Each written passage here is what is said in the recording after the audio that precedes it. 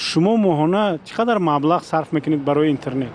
برای اینترنت ماهانه ده تقریبا 100 сум. اساسا برای تلفن موبیلی با سبب اینترنت بودن زیاده از 100 سومونی صرف میکنم. 150 сум مبلغ صرف میکنم. اینترنت با درجهش سوس کار میکنه. اگر که نرخ اینترنت قیمت شود شما چیکار میکنید؟ مگرم استفاده نمیبریم سیم کارت. سرعت اینترنت نیاز سست است. بنابراین همین خدمت رسانی در همین سطح من در بسیار دولت‌های پیشرفته از جمله در دولت‌های همسایه هم بودم، خصوصا در قرقیزستان.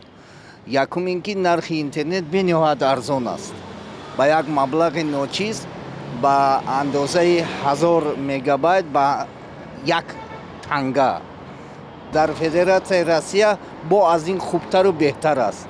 در جمهوری ما گرچنده که نرخش قیمت‌تر هم باشد لیکن صفتش با طلبات امروزه جوابگو نیست.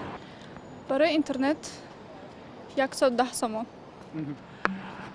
همین اگر که نرخ اینترنت قیمت شود شما چیکار میکنید؟ نمیدونم. اینترنت چیزی است که از در این زمانه به اینترنت یگام کار کردن نمیشود برای میگذرونیم. اگه نمیدونم خودش قیمت است 70 سوم 3 گیگا میتیاد و چه کار نمیکنه که خود کار نمیکنه با قیمتش نمیدونم چیکار میشه. همین خودش خود یک هفته میشد و چه کار نمیکنه. ما چند بار زنگ زدیم مراجعت کردیم هیچ که بدون ما نمیرسه. میبینیم راست میکنه یگام وایش نیست. قابلیت خریداری اهالی رو در اینجا این عامل به نوبت گرفتن در کار است، چون درجه درآمدناکی اهالی دیگر اندازه‌های معین یک قطار نشان دهنده علایده که امروز با شهروندی صنف میانه خاص باشد، چون که اکثر استفاده برندگان اینترنت این گروه زیاییان و دیگر شخصانی که اساساً مزد مهنت از بودجه دولت میگیرند برای امون بلند کردن اینترنت در این حالت با مقصد چندان موافق نیست. خیلی نه مردم دو خاک میدانیم که مردم خمو خیلی سلیش کم همه پول نداره یا خیلی هست یا خیلی نیست یا که بسیار ترگی ما در مهاجرت کار میکنیم بسیار ترگی داره ندارد شانس اینترنت که شدن. همین مردم امکانیت پرداخت کردن همین مبلغ اینترنت رو دارن یا نه؟ بیشترش فکر میکنم ندارد. بیشترش ندارد. خوبتر میشود بهتر میشود اما خیالم که خیلی نمیشود و نمیدونم.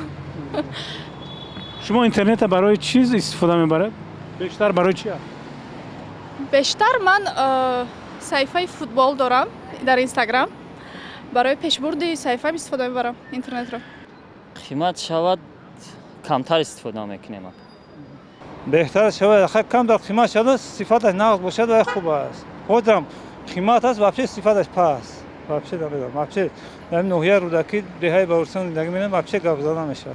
ما یک با بیمارخانه مراجعت می‌کنیم با یکم ضروری خیش طباخ گپ زدن واپسی کار نمیکنه. تلفن می‌زنیم هیچ فایدهش. اصلا نمی‌دونم هیچ بدنوکی خوب شود و خوبه.